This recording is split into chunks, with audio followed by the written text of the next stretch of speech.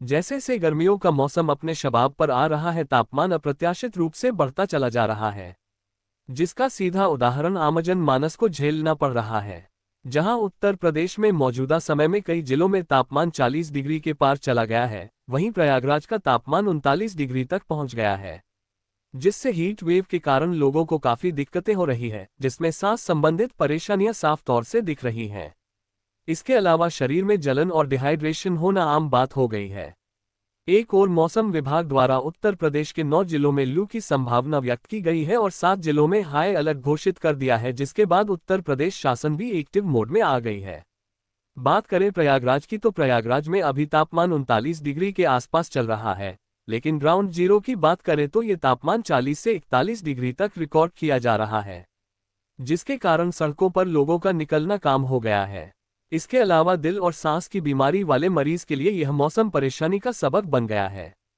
प्रयागराज में heat wave से बचाव करने के लिए स्वास्थ्य विभाग ने कई कड़े कदम उठाए हैं, जहां शहर के अंदर के सरकारी एवं मंडलीय चिकित्सालय में 10 से 20 बेड का कोल्ड रूम बनाया गया है, वहीं ग्रामीण इलाकों में 15 से 20 बेड का कोल्ड रूम बनाया गया है।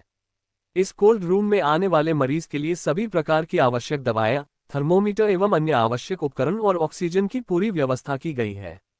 वहीं दूसरी ओर इन कोल्ड रूम को वातानुकूलित बनाया गया है ताकि हीट वेव से शिकार हुए मरीज को आराम मिल सके।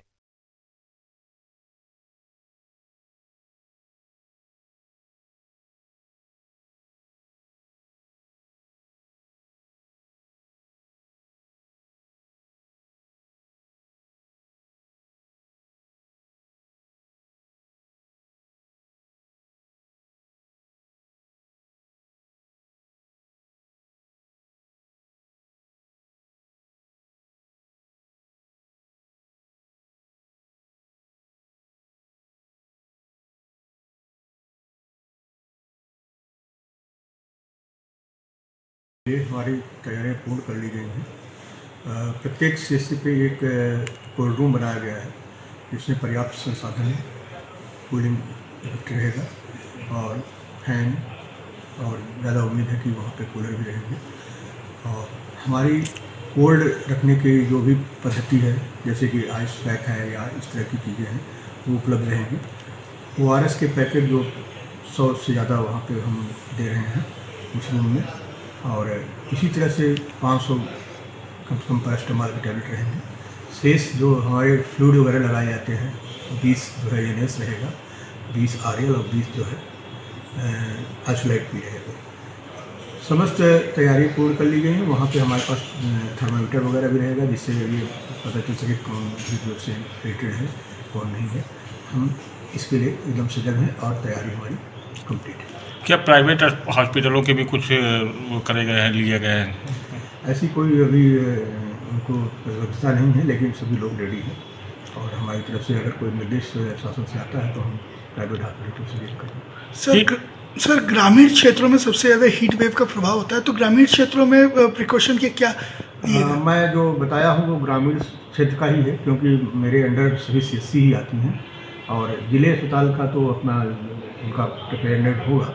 जो मैं अभी आपको बताया हूँ वो सब ग्रामीण क्षेत्र का ही है। बचाव को लेकर किस तरीके से लोगों को सूचित करिए? बचाव के लिए ये है कि फुल बाहीं का शर्ट पहने और ढक के चलें। अपना जो सर है उसको कम से कम ढक लें, और कहीं निकलते समय तरल पदार्थ का यूज़ ज़्यादा करें, पानी का सेवन करें और बासी भोजन न खाएं। ये सारी चीज़ें जन जागरूकता की जरूरी है। वहीं तेग बहादुर सप्राव अस्पताल के मुख्य पर्यवेक्षक डॉक्टर मनोज अघोरी द्वारा बताया गया कि हीट वेव की समस्या से निपटने के लिए अस्पताल में अभी 10 बेड का एक कोल्ड रूम बनाया गया है और आवश्यकता पड़ने पर 10 बेड का एक और कोल्ड रूम स्टैंड बाय रखा गया है। इस कोल्ड रूम में मरीजों की सुविधा हेतु वातानुकूलित मशीन का इंतजाम किया गया है।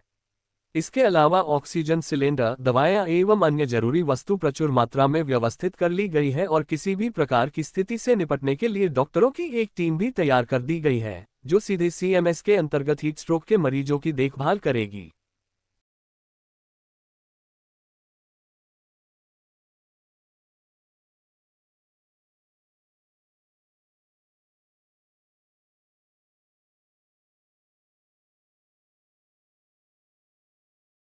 हीट वेव को लेकर हम लोगों ने जो है 10 बेड का कोल्ड रूम बनाया है, जो AC युक्त है, जिसमें 2 AC 2-2 घंटे हमारे लगे हुए हैं और हमारे तो इस पर जो है 8 पंखे भी लगे हुए हैं।